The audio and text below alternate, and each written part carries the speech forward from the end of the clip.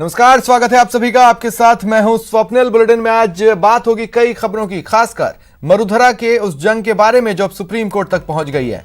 साथ ही बताएंगे आपको यूपी में किसका राज है और बात करेंगे ध्रुवास्त्र की जो दुश्मनों को ध्वस्त करेगा। लेकिन सबसे पहले प्राइम 25। रक्षा मंत्री राजनाथ सिंह ने एयरफोर्स की बैठक में चीन से सीमा विवाद के मुद्दे पर चर्चा की। कहा, वायुसेना हर स्थिति से निपटने को तैयार रहे। राजनाथ सिंह ने कहा, वायुसेना ने पिछले कुछ महीनों में अपनी क्षमता बढ़ाई है और वायुसेना देश की रक्षा के लिए पूरी तरह तैयार है। सीएम अशोक गहलोत ने पीएम मोदी को पत्र लिखा और मौजूदा राजनीतिक संकट पर चिंता जताई। लिखा, राजस्थान में चुनी हुई सरकार को गिराने की साजिश हो रही है। पत्र में सीएम ने लिखा, केंद्रीय मंत्री गजेंद्र सिंह और कांग्रेस के अन्य महत्वाकांक्षी नेता सरकार गिराने की साजिश में शामिल हैं, जो लोकतांत्रिक मूल्यों का हनन है। सीएम ने पीएम से हस्तक्षेप कर कार्रवाई की मांग की। प्रवर्तन निदेशालय ने मुख्यमंत्री अशोक गहलोत के बड़े भाई अग्रसेन गहलोत के घर और फार्म हाउस पर छापेमारी की है। इस पर कांग्रेस प्रवक्ता रणदीप सुरजेवाला ने बीजेपी पर निशाना साधा। कहा, डराने धमकाने के लिए ईडी छापा मार रही है। सुरजेवाला ने कहा, रेड राज से राजस्थान डरने वाला नहीं है। इन धमकियों से दूसरे राज्य डर गए होंगे, लेकिन राजस्थान की जनता और गहलोत के विधायक डरने वाले नहीं। परिवहन मंत्री प्रताप सिंह खाचरियावास ने कहा, सरकार को गिराने के लिए पहले बीजेपी खरीद फरोख्त करती है, फिर सीबीआई, इनकम टैक्स और ईडी एक के बाद एक षड्यंत्र कर रही है। स्पीकर सीपी जोशी ने सुप्रीम कोर्ट में एसएलपी लगाई। जोशी ने हाईकोर्ट के फैसले में डायरेक्शन शब्द पर आपत्ति जताई है। सीपी जोशी ने कहा, संविधान और सुप्रीम कोर्ट ने जिम्मेदारियां तय की हैं। सीपी जोशी के मुताबिक उन्होंने स्पीकर के नाते कारण बताओ नोटिस दिया। अगर अथॉरिटी कारण बताओ नोटिस जारी नहीं करेगी तो उसका काम क्या होगा।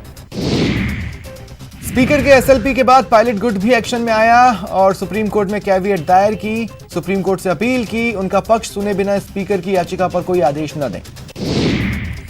सचिन पायलट ने विधायक गिरिराज सिंह मलिंगा को लीगल नोटिस भेजा और ₹1 का हर्जाना मांगा। इसके साथ ही 7 दिन में माफी मांगने को कहा, नहीं तो मानहानि का दावा ठोकेंगे। बीजेपी नेता ज्योतिरादित्य सिंधिया ने राज्यसभा सांसद के रूप में शपथ ली। इससे पहले दिग्विजय सिंह, गुलाम नबी आजाद और मल्लिकार्जुन खड़गे ने उनका स्वागत किया। नए सदस्यों को राज्यसभा के सभापति और उपराष्ट्रपति वेंकैया नायडू के चेंबर में शपथ दिलवाई गई।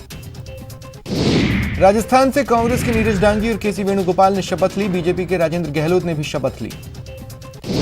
राजा मान सिंह एनकाउंटर केस में आखिरकार 35 साल बाद दोषियों को सजा सुनाई गई। यूपी की मथुरा के जिला जज ने दोषी डीएसपी कान सिंह भाटी समेत 11 पुलिस वालों को उम्र कैद की सजा सुनाई।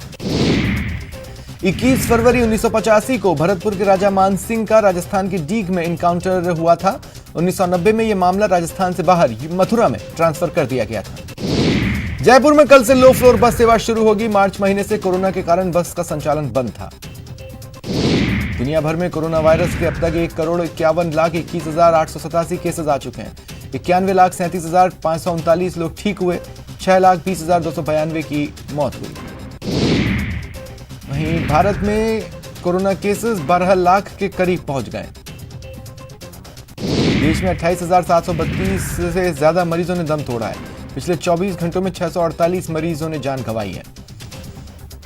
राजस्थान में आज 226 नए मामले आए। कुल पॉजिटिव केसेस 31,599 पहुंच गए। मौतों का कुल आंकड़ा 581 हो गया। कोटा के हड़ौती में मानसून की बेरुखी ने किसानों की चिंता बढ़ा दी है। हड़ौती में करीब 90% किसानों ने खेतों में फसलों की बुआई कर दी, लेकिन बारिश नहीं होने से फसल खराब होने का संकट मंडरा रहा है। चित्तौड़गढ़ में हत्या के आरोपी की गिरफ्तारी की मांग को लेकर जमकर हंगामा हुआ। आरोप है, ओछड़ी गांव में आपसी कलह के चलते एक भतीजे ने अपने चाचा की चाकुओं से गोदकर हत्या कर दी। भरतपुर के दांत लोठी के ग्रामीणों ने मंगलवार को पंचायत समिति कार्यालय में हंगामा किया। इनका आरोप है कि मनरेगा में काम देने के नाम पर मेट उनसे 100 से 200 रुपए की अवैध वसूली करता है।